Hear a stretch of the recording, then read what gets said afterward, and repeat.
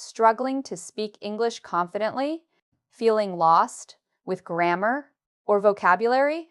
What if I told you that in the next 5 minutes, you'll discover simple tricks to learn English faster and smarter, even if you're a complete beginner? Stay with me. Hi, I'm Anna, and today I'll share proven tips and tricks that make learning English fun, easy, and effective. Whether you want to chat with friends, travel, or improve your career, these steps will help you get started today. Tip number 1.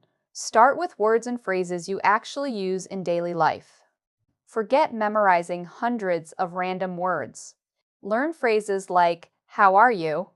"I'm hungry," or "Can you help me?" This builds your confidence and helps you speak naturally from day one. Tip 2. Listen more than you read. Watch simple English videos, listen to podcasts or songs in English. Even if you don't understand everything, your brain starts picking up words, pronunciation, and rhythm. Listening is how you learn the sound of English, not just the letters. Tip 3. Speak without fear. Most beginners make the mistake of being shy or waiting until they're perfect. But the truth is, you learn faster by speaking and making mistakes. Talk to yourself, repeat phrases aloud, or find a language partner online. Your confidence grows every time you speak. Tip 4. Use technology to your advantage. Apps, YouTube channels, and even AI tools like ChatGPT can help you practice, translate, and learn new words quickly.